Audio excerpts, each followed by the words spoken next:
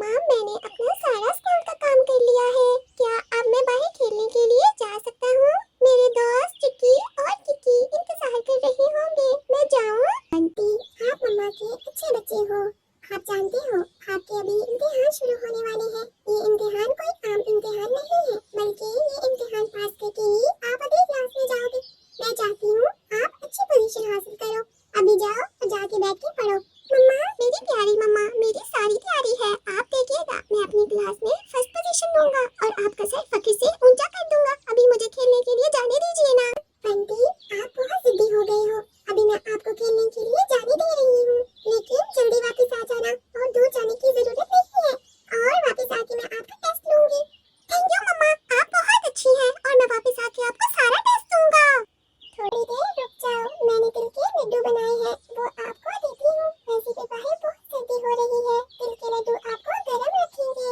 मीनू हर साल तिल के लड्डू बनाती है ताकि वो खुद को और अपने बच्चे को सर्दियों में गर्म रख सके। तिल के लड्डू लेने के बाद बंटी अपने दोस्तों किक्की और चिक्की के पास खेलने के लिए आ जाता है। ये तीनों गहरे दोस्त होते हैं, स्कूल इकट्ठे जाते हैं और इकट्ठे ही खेलते कूदते हैं। दोस्तों, मेरी बात अच्छी तरह से सुनो। मुझे बहुत मुश्किल से घर से इजाजत मिली है बाइक खेलने की। हमारे इम्तिहान शुरू होने वाले हैं, इसलिए मम्मा मुझे आने नहीं दे रही थी। आज हम कुछ बहुत मजे की गेम खेलेंगे और बहुत एंजॉय करेंगे। बंदी, तुम बिल्कुल ठीक कह रहे हो। सब मम्मा एक जैसी होती है। मेरी मम्मा भी मुझे बाहर नहीं आने दे रही थी। फिर मैंने बहुत जिद की। फिर मम्मा ने मुझे बोला कि तुम जा सकते हो, लेकिन वापस आके मैं तुम्हारा टेस्ट लूंगी। हाँ किकी, तुम बिल्कुल ठीक कह रही हो, लेकिन अब हमें बातों में वक्त ज़ाया नहीं करना चाहिए। देखो, शाम होने वाली है और शाम होने से पहले हमें कोई गेम खेल लेनी चाहिए और मम्मा ने जल्दी घर आने का भी बोला है। दोस्तों, आज खेल कूद छोड़ो। आज मैंने आते हुए आइसक्रीम वाले को देखा, उसके पास बहुत मजे मजे की आइसक्रीम थी। मैं तो कहता हूँ उसके पास चलते हैं। लेकिन चिक्की, मेरी मम्मा ने मुझे दूर जाने से मना किया है। मम्मा ने बोला था कि दूर नहीं जाना। बंटी, हम कौन से दूर जा रहे हैं? यहाँ पास ही तो खड़ा है आइसक्रीम वाला। आइसक्रीम खाने का तो मेरा भी बहुत दिल कर रहा है। चलो फिर चलते हैं, अगर वो ज्यादा दूर नहीं है तो।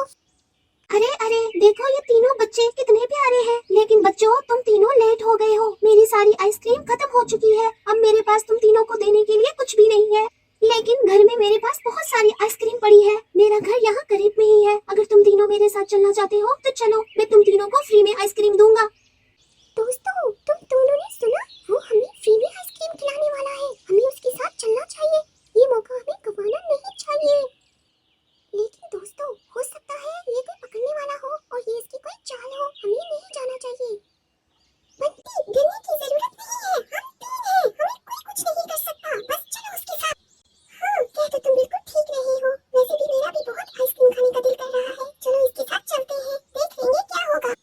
बंटी, चिक्कू और किक्की तीनों ही चलाकित के साथ चले जाते हैं और दूसरी तरफ मीनू, तोती और मोती कवि अपने बच्चों के घर न आने पर बहुत परेशान हो जाते।